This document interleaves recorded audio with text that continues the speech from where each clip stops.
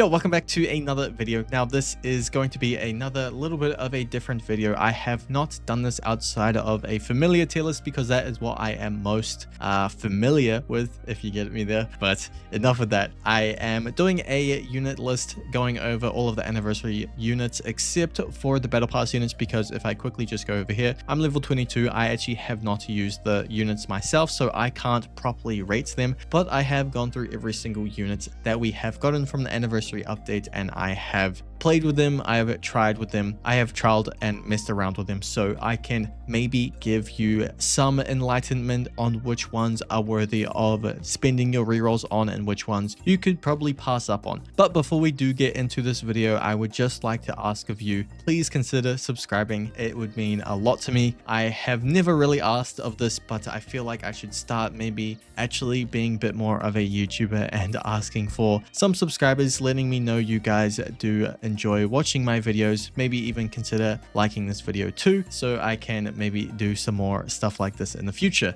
I would also like to eventually create a Discord server and start doing some giveaways there. Maybe with certain milestones that we do reach, I would like to provide you guys with some Robux or some bundles that would help you in playing this game. It doesn't actually need to be AV either. Any sort of Roblox game that you guys do enjoy playing, I would consider gifting you anything in them. So there is that. But with that being said, let's get into this video.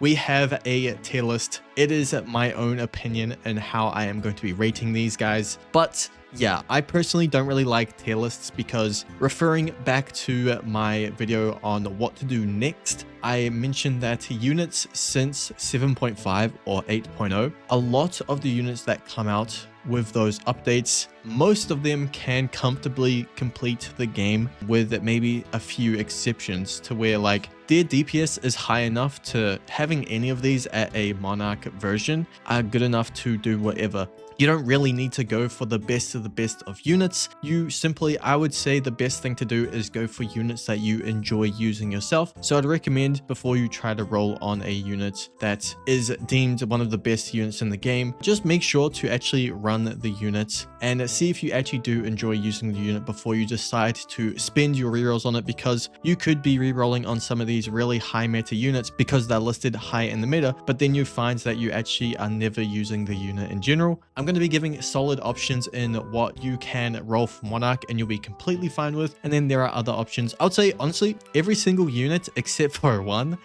is a fine option for rolling Monarch. Some are definitely better than others, but any of these are actually completely fine with doing. I would just kind of go through the options that you can. So starting us off, we have Dio. He is the one above all. Now, personally myself, I am not too big a fan of Dio when it comes to using him as a main DPS. I prefer using him as a sub DPS because I'm just not too big a fan of his range, and I think he fits or falls perfectly more into a sub DPS unit where you use him at his full AoE alongside using status effects on him to really support the team and also still pump out quite a lot of damage. You either keep him at upgrade 4 or you upgrade him all the way up to 1 before the max. He can do so much with his support. He can provide summons. He can either slow, stun, or even use a bubbled or wounded effect. I wouldn't really use bubbled on him because he's not the best applicator for bubbled, but wounded is really good for him. Those 4 options of stunning, freezing, slowing, or wounded, that's what I would recommend doing. And then he also has the time stops to provide the team. He does so much. He's a very versatile unit. I mean, that is my take on him. I would use him as a sub DPS personally, but you can still use him as a main DPS if you like using him, or if you want to have him be the main DPS, you are able to do it because his DPS is really insane and is one of the highest in the game. So there's nothing you can really go wrong with using this unit. You can put him in any team with or without Monarch and he'll perform pretty well. So he is a unit that is very good. I think what I want to do is I want to get a Monarch version version of him, and then I want to get another one just for backup for when I want to roll either solar or marksman on him, just so he can more lean in towards his supportive capabilities later on, instead of kind of, I mean, he is not going to fall off anytime soon, but just in case I don't really need his damage but want more of his support and more range, then I would go with his marksman version basically. Next up, we have our solid options for Monarch. There are 2 guaranteed units that if you get Monarch on them, you are going to be completely good. We have Hollow Knight. He is an amazing unit. I do have my little issues with him. Firstly, his placement cost is kind of ludicrous. It is 4,000 to place down, but he is very strong on placement as well. He does get 2 times damage if you are using Fury of the Forsaken on him. If you're using him alongside farms, then it would be like a 60% buff, but that is still very good. He has summons as well, and you can have different charm options to kind of customize him however you like. The other little issue I do have with him is that he does have good damage, but most of his huge damage is locked behind his final upgrade, and he is fairly expensive, so there are some units that you would want to run alongside him to make him cheaper, mainly being Armin. I think Armin is a really good option. He's become a really good support recently because of the high damaging units that we have in the game. If you want to unlock his nuke, and that dealing crazy amounts of damage too. The other unit that we have as a really good solid option for Monarch is the dirt cheap Lizard or Godzilla. He is extremely cheap for the amount of DPS that he can provide in a team, full AoE, and he has the buff to DOTs, which is really strong. He's not going to be the best DPS in your team, but he is a solid option for a cheap unit and can perform really well. Next up, we have our Monarch worthies that are really good with Monarch if you like using these unit gimmicks and like a little bit of a different playstyle. We have ourselves a Wonder of You, we have Hell Killer, and we also have Shiro. Personally, I am such a big fan of Wonder of You now after I did that video on him. I think he is an amazing unit, and if you can build a team around him, he will completely clear the entire game alone. You can give him so much damage that it doesn't even matter if they get hit by Calamity 1, because if he's doing 4 million damage at a Calamity 1, he's still hitting for 2 million damage, and most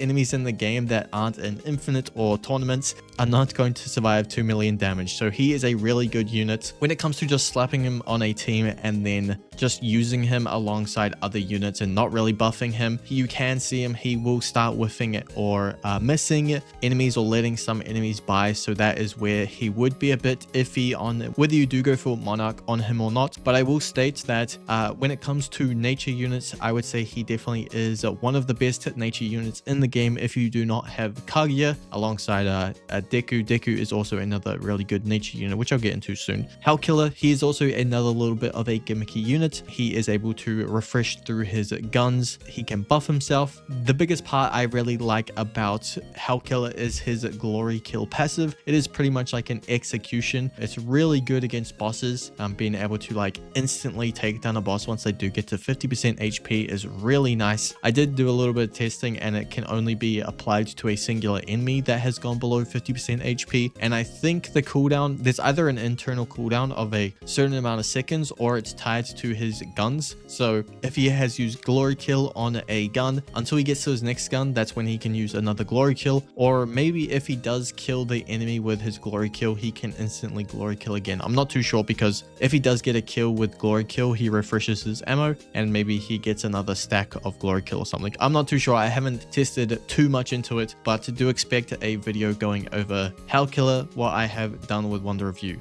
I'm pretty much just like waiting on getting my serialized video, so I'm filling in the time with other units. And then we have Shiro. Shiro, he is a bit of a special unit. He can do quite a lot. He is pretty consistent with his DPS. If you do have him at Kaleidoscope Dagger with 100 mana, he does pretty good, but then he can also do a map wide attack for 4 attacks. If you are at 100% mana, that can just like wipe out all waves of enemies really strong. Yeah, Shiro is pretty strong when it comes to his map wide attack. He does do a lot of damage within those 4 attacks. Most of the time within those 4 attacks, he'll kill every single enemy on the map, which is really good. This is why he is actually rated quite high in the tier list, even though some people just don't think he's really good. He's not good in his yin yang sword form, but that's for building up mana. You'll then swap to Kaleidoscope if you want some consistent DPS, which I have him at 138,000 DPS on Kaleidoscope Dagger. Or if you want to just kind of like with a Black Spirit, you can kind of rinse and repeat between going building up mana. With my Black Spirit, it takes 5 attacks for Shiro to max out on his mana, and then he can do his next 4 attacks that will wipe out the entire screen every single time. At his first attack, I have him at 1 million, and then it goes to 800,000, then 700,000, and then 600,000 for 3.3 million damage every single time he does his map wide attack, which is really strong. So he is a good option, as he's okay. Like you do need to actually use him instead of just kind of like placing him down like Hollow Knight or Godzilla. That is why I have these 2 above these 3, because Wonder of You is like not as consistent when it comes to just normal gameplay. He is walking through the map. Hellkiller, he is pretty consistent. I guess I would put him like this. Okay, I'll do it like this, because Hellkiller, he is still consistent, but he does have a pretty bad AoE that does get cycled through. It's not like the craziest compared to full AoEs that you have. Shiro is more of a unit. If you are actively wanting to use the unit itself, Shiro is a good option. Otherwise, if you're wanting to just kind of like place down and forget, then he is not really a unit that you would want. Wonder of You, he can either perform the best or he can be pretty stink, but he is a very fun unit and I do really enjoy using him. Now, when it comes to the final 5 units that we do have in the game, firstly, Cat, I would just purely have her as a support. She does have some pretty good status effects that she can apply, but most of the time it is very RNG reliant if she can apply those status effects. So she's like a pretty lackluster support in my opinion. We have Konosuba Gang, who I think is a really solid and good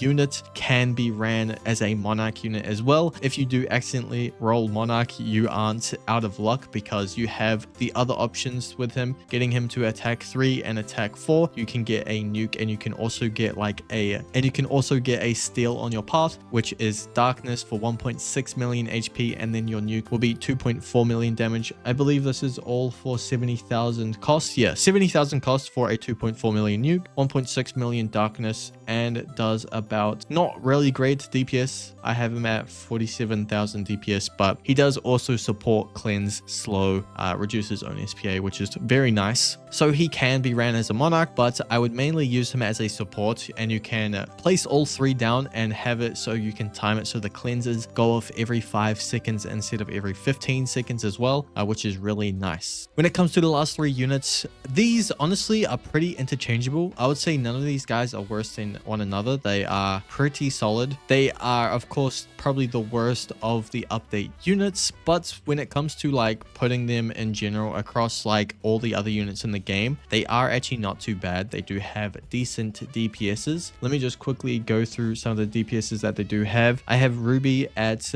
119,000 DPS, and then at full AoE she does drop down quite a lot to 279,000 DPS. So she does have full AoE capabilities, but her smaller AoEs do provide her with a higher DPS. She is a very good passion unit if you do not have any sort of passion unit, because if you're needing to complete the elemental confluences, she is a unit even without Monarch that will perform very, very well in that type of game mode. Same thing can be said for Midoriya. He will do the exact same thing. I don't really like his gimmick where he is constantly teleporting or chasing an enemy, and where he is building up his SPA after a couple of attacks. Now, most of the time, I will say by the time he gets to his max attacks before he starts attacking slower than his animation, he will majority of the time already have killed the enemy, because if I look at the Monarch version, he's at 155,000 DPS, so he is really good for his DPS. He is actually the highest rated DPS. If I rate them in DPSs, this is how you would rate them. He's doing 4.4 million damage before he actually starts attacking slower than his animation, so most of the time he will kill off a lot of enemies.